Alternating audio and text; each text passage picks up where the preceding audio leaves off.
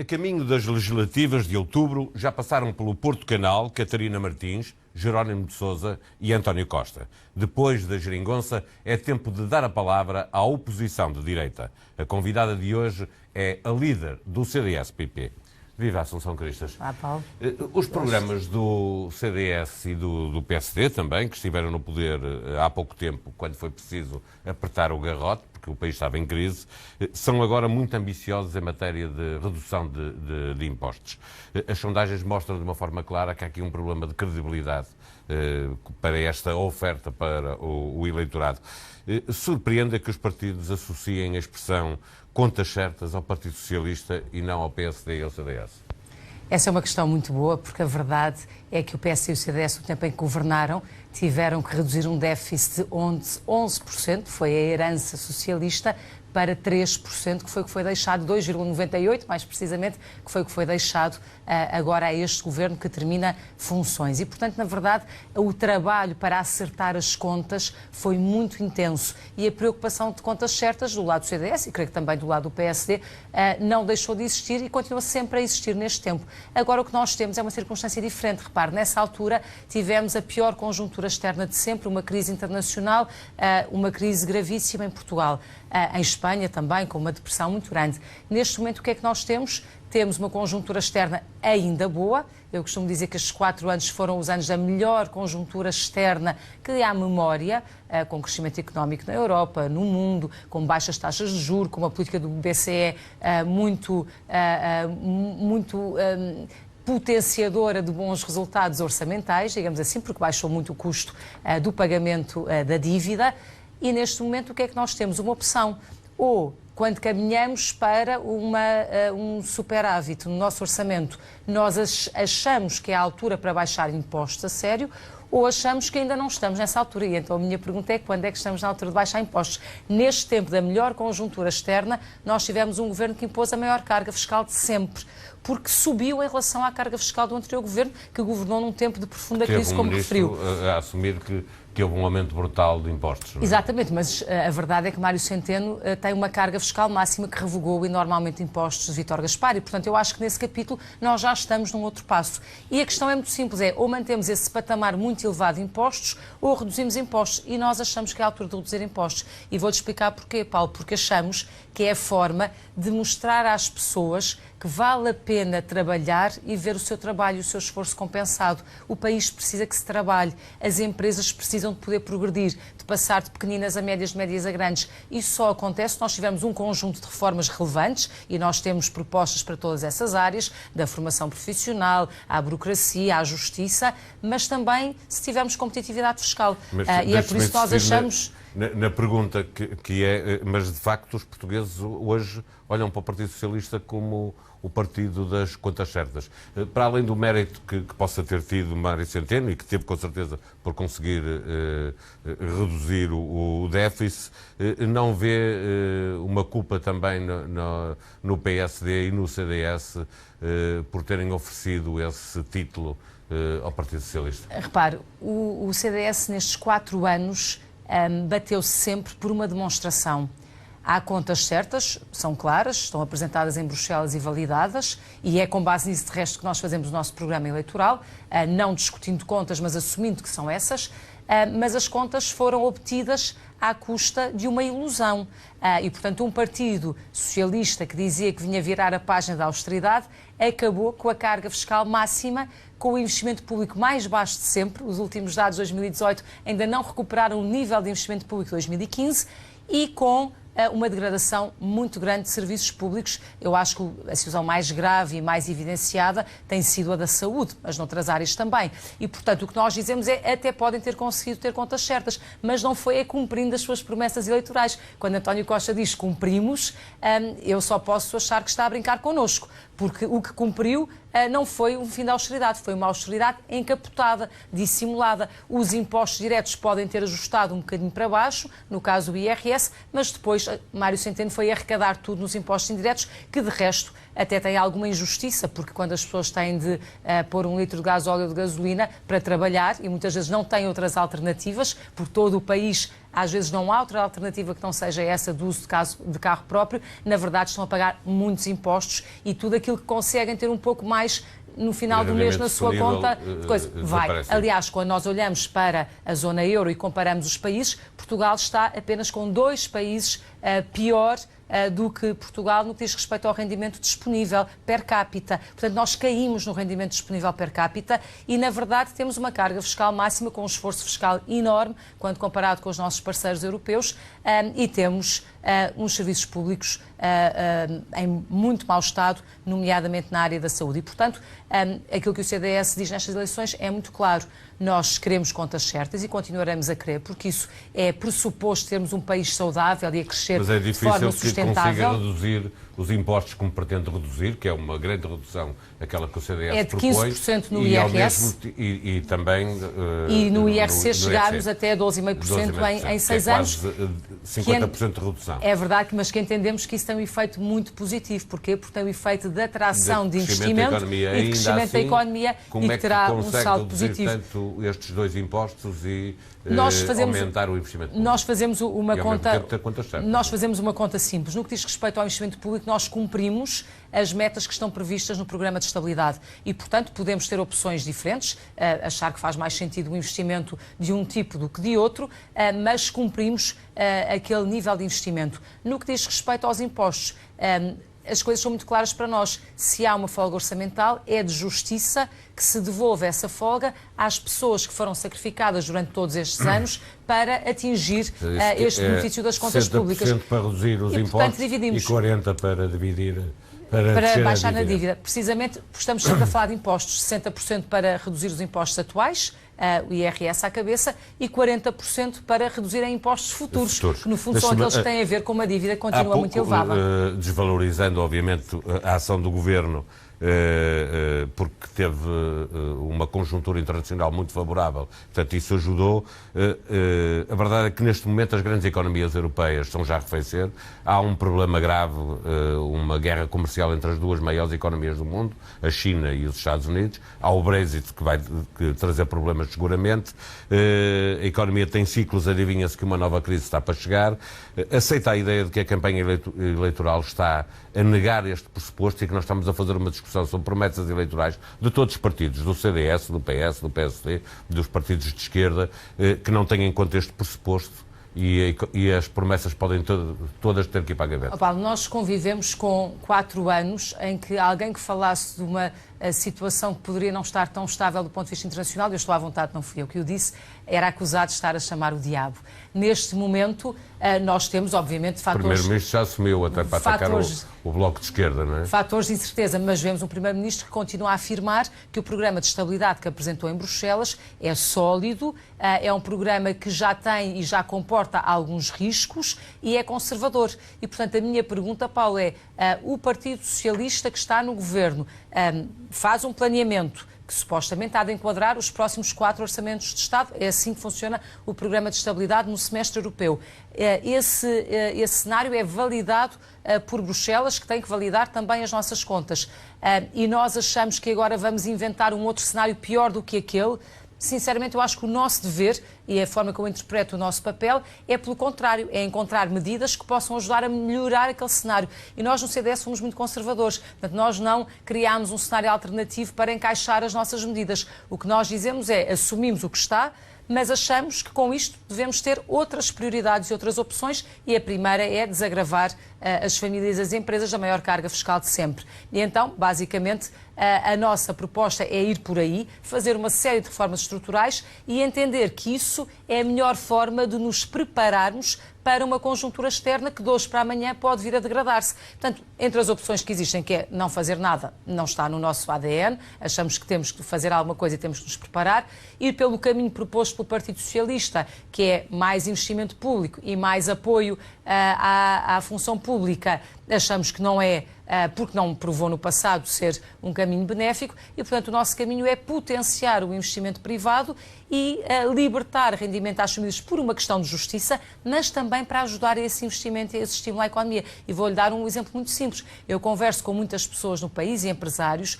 Uma das questões que mais é sinalizada é a dificuldade em contratar mão de obra qualificada de toda a ordem, mas, nomeadamente, mão de obra mais qualificada com formação superior. Porquê? Porque as pessoas ganham mais lá fora, têm mais projeto de carreira lá fora e pagam mais impostos. Os empresários pagam também pior em Portugal do que pagam lá fora. Sim, mas pagam pior porque também têm um contexto e um ambiente de negócios muito pior. Pagam mais impostos, pagam mais taxas, têm mais burocracia, têm um acesso à justiça muito difícil e, portanto, as coisas todas, infelizmente, casam num mau sentido. O que nós queremos é inverter este ciclo, é fazer reformas. Por exemplo, vou-lhe dar um exemplo, nós temos uma regra que penaliza muito empresas que queiram contratar doutorandos para fazer um doutoramento na sua empresa e desenvolver e melhorar o perfil da nossa economia, que, como nós sabemos, é um dos pontos centrais. As pessoas não querem. Porquê? Porque esse doutoramento feito num contexto de empresa, de inovação concreta e aplicada, não lhe é reconhecido ao nível da progressão da carreira académica. É uma coisa simples. Há protocolos entre universidades e empresas e associações empresariais que permitem isso. Mas na verdade são sempre situações mais pontuais, acordadas, mas normalmente quando vai ver os critérios para a progressão da carreira académica, que normalmente é o que interessa mais aos investigadores num quadro universitário, o que é realçado e valorizado são os papers que se fazem, não é um trabalho desenvolvido dentro das empresas. O problema também das universidades a têm autonomia nessa área, podem fazer mais as universidades? Não, a lei e o estatuto da carreira docente não apontam nesse sentido. Aqui é uma questão também de lei, não é só a da autonomia das universidades, é também de lei. Dei-lhe um exemplo, mas outro exemplo é a formação profissional, que continua no nosso país a estar vocacionada para dar qualificações a quem não as teve por outra via, em vez de estar vocacionada a criar mão de obra qualificada para muitos setores que têm uma necessidade enorme dessa mesma mão de obra. Aí também é um trabalho que é preciso fazer, mas na justiça é outro trabalho que é preciso fazer. Deixe-me pegar nessas ideias que são as que estão no programa eleitoral do CDS, fazer o seguinte: elas, para terem vencimento, o CDS vai ter que reforçar a sua votação em 2015 e tem um campeonato, vou dizer assim, com o PSD de votos de centro-direita. Em 2015, pela forma como o PS conseguiu formar governo, pareceu desaparecer a ideia do voto útil, ou seja, seria igual, como os blocos formam à direita ou à esquerda, de maiorias, seria igual votar PSD ou CDS, como seria igual votar PS, PCP ou Bloco de Esquerda. Na verdade, o que estamos agora a prever é que possa existir uma maioria absoluta para o Partido Socialista e, portanto, aparece outra vez o voto útil, no sentido que o CDS tem menos capacidade do que o PSD, porque é maior, de retirar deputados ao Partido Socialista e à maioria absoluta. Esta é uma das poucas razões para mobilizar o eleitorado de direita?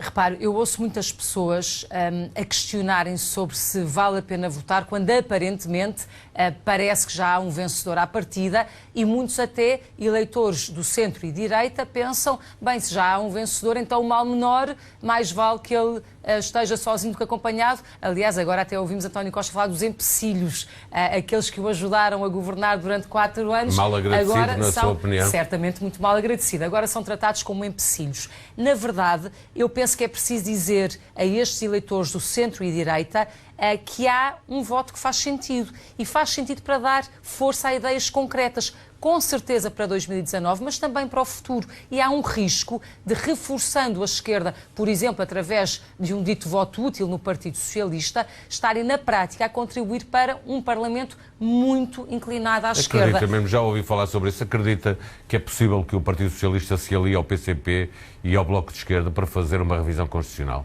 Eu não quero que haja sequer a possibilidade de condições para que essa questão se venha a colocar.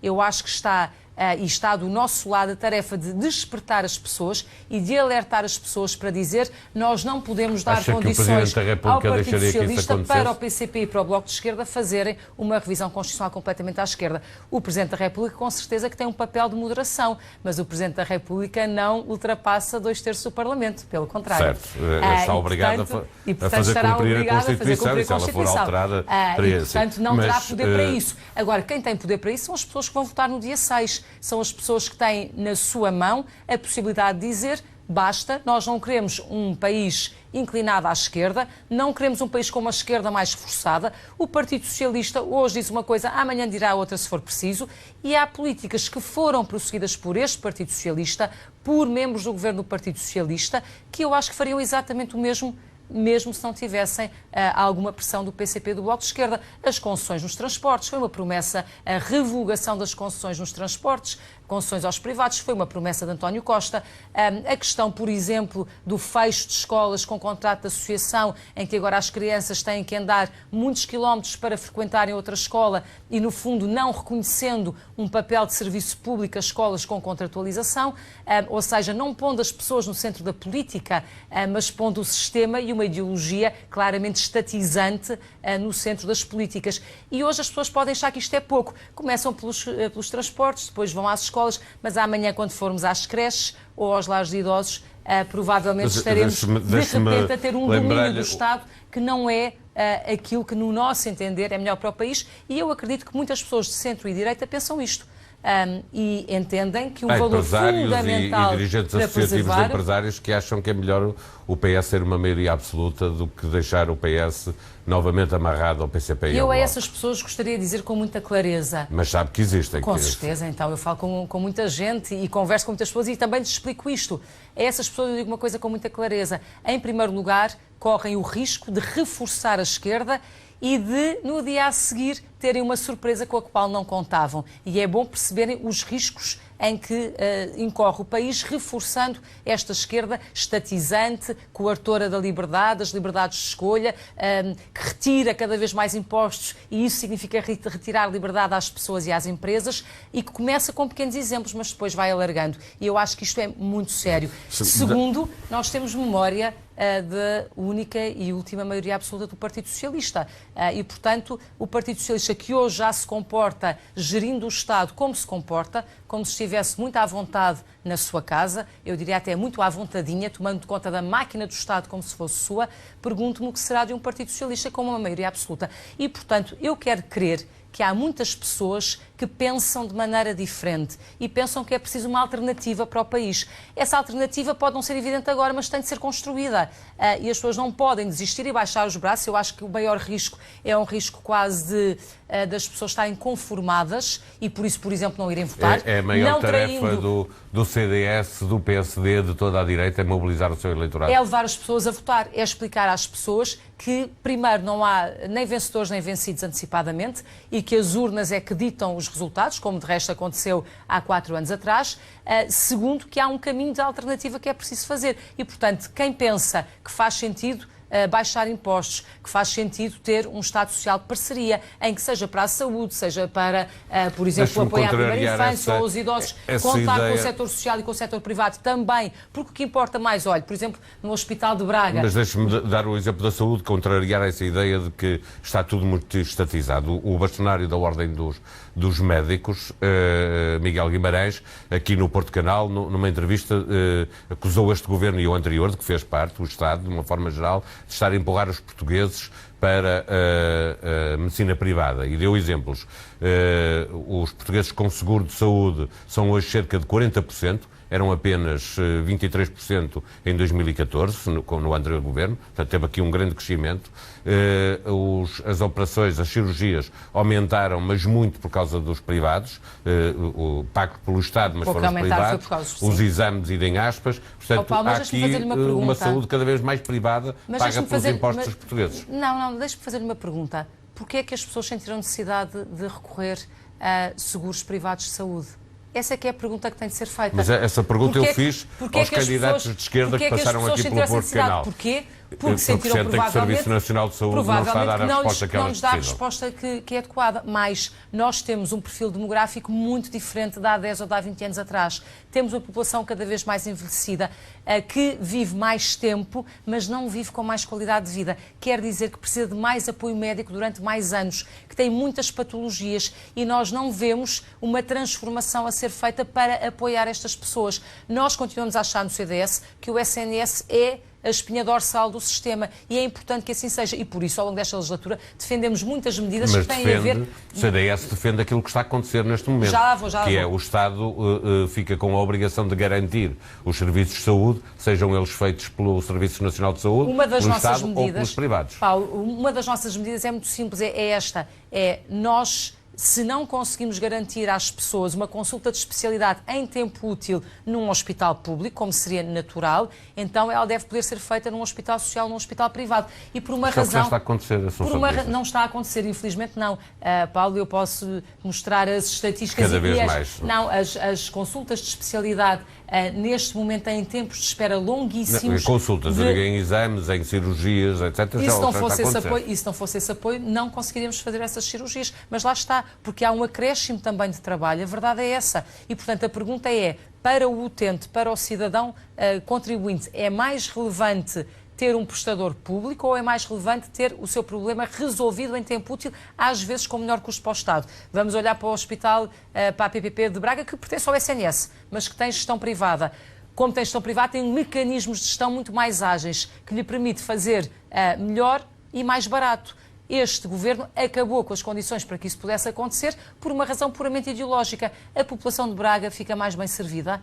Eu não me parece que fique mais bem servida. Veremos, mas quando nós comparamos... Mas quando nós comparamos estes... Era bom, foi classificado como um dos melhores hospitais. Era bom, e porquê é que há de acabar? Porquê? Por opção ideológica. A nossa opção é outra, é pôr as pessoas no centro da política. E nós achamos que pôr as pessoas no centro da política é resolver-lhes o problema. E combater desigualdades sociais também tem a ver com isto. Eu não acho aceitável que quem tem um seguro de saúde possa escolher onde quer ter o seu problema resolvido. Quem é funcionário público e pode descontar para a ADSE também possa escolher onde entender, e por isso nós achamos que a ADSE, com estudos de sustentabilidade, deve poder ser progressivamente alargada a todos os que queiram descontar para a ADSE e ter aqueles benefícios.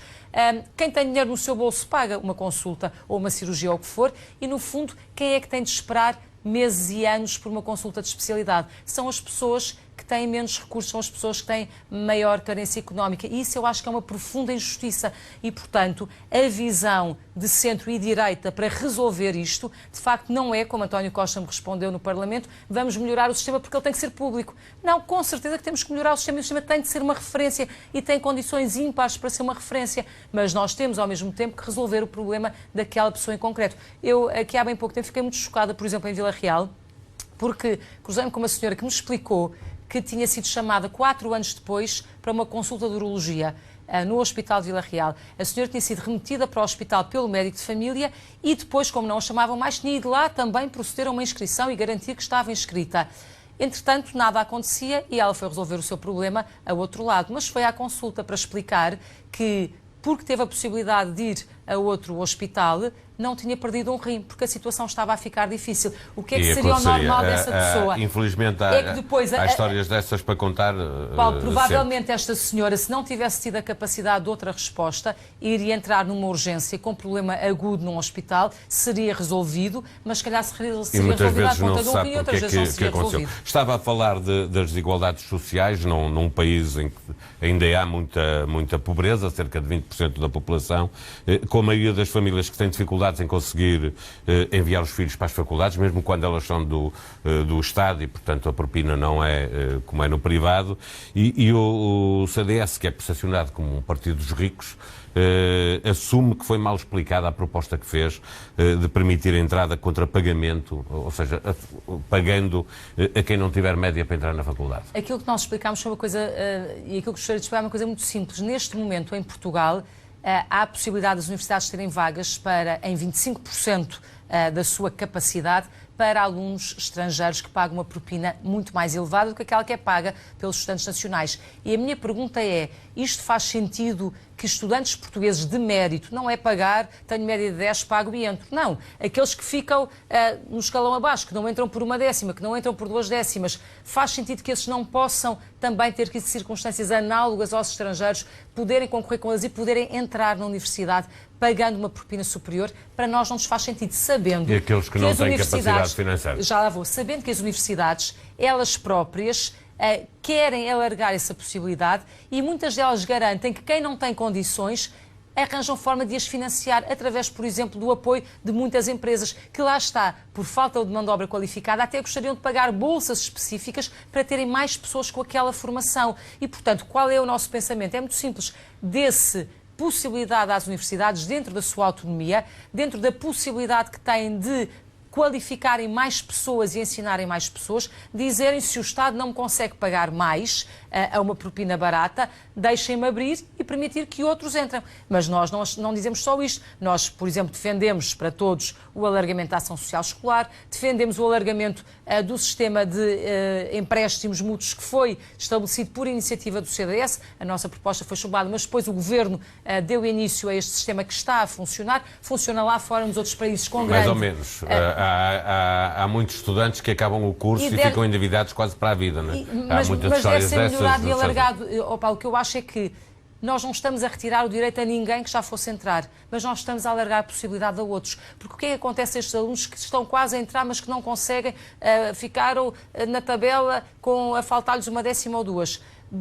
Ou não estudam e vão trabalhar, melhorar notas, se puderem, se não entram no mercado de trabalho e perdem essa oportunidade. Ou vão estudar para o estrangeiro, se os pais tiveram condições para o fazer, ou, por exemplo, contraindo empréstimos no estrangeiro, em países onde esses empréstimos funcionam bem, ou vão pagar uma propina no ensino privado, se houver aquela formação que desejam e os pais a poderem pagar e a preços mais elevados. E, portanto, eu acho que isto é algo que não faz sentido. E por isso a nossa proposta, que, enfim, em alguns casos eu acho que foi distorcida e mal interpretada, mas que tem este objetivo. Por isso eu lhe pergunto não faz se foi mal explicada. Eu creio que foi, a oportunidade certamente de explicar outra vez. Sim. O nosso tempo está a chegar ao fim. Eu queria lhe perguntar o seguinte: o CDS é, entre os partidos com assento parlamentar, o único que é abertamente contra a regionalização. Na verdade, sem uma verdadeira descentralização de competências, o país está, como está, nós sabemos, há um problema sério de despovoamento e desertificação do interior, há grandes assimetrias no desenvolvimento do país. Admite uma discussão em que a regionalização possa avançar, se ficar garantido que não tem nem mais €1 de custos para o erário público? Eu acho muito difícil que possamos dizer que a regionalização não tem nem mais €1 de custos, porque o que eu ouço, de facto, nunca é retirar nem funcionários, nem poderes, nem competências do Estado, é sempre arranjar mais um nível de poderes, de cargos e de gastos. Mas eu espanto muito que o tema da regionalização tenha sido introduzido no final desta legislatura, que supostamente fez da sua grande reforma a descentralização. Ora, a comissão que foi nomeada para avaliar a descentralização, conclui o que nós precisamos é de uma regionalização. Portanto, há aqui alguma coisa que não bate certo. E repare, se nós formos ver Câmara a Câmara, aqueles que aceitaram ou não aceitaram as competências que o Estado se propunha transferir para as câmaras, ficamos espantados, porque na verdade isto foi uma descentralização com um cheque em branco.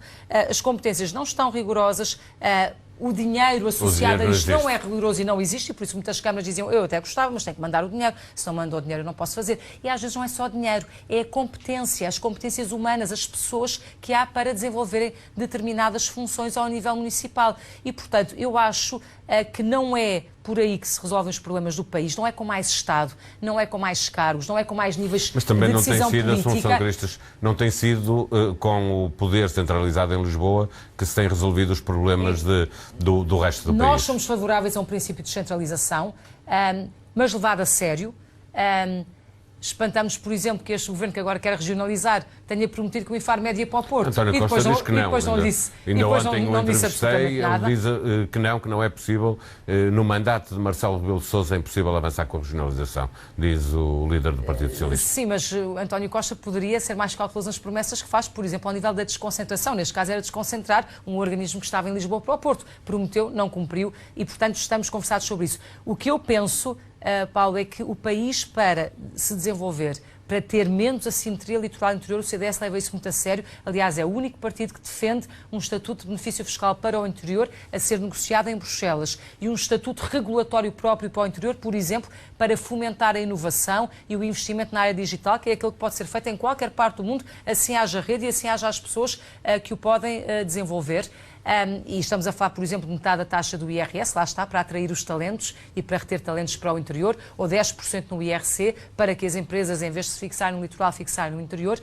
Aquilo que nós pensamos é que tudo o que é crítico para o desenvolvimento do país não passa pela regionalização, passa pela desburocratização, passa por simplificar procedimentos, passa por ter uma justiça mais ágil, passa por ter a transformação digital a chegar à administração pública verdadeiramente e não a replicarmos a burocracia no ambiente digital, e passa por mais empresas, mais investimento, mais empresários, mais pessoas com talento e com competências para desenvolver o país. Ou seja, mais setor privado e menos Estado. E, portanto, achamos que o caminho que está a ser proposto por uma certa área política é mais um engodo. Muito rapidamente, peço-lhe a sua opinião. Como viu a polémica sobre a paternidade do Erasmus no interior?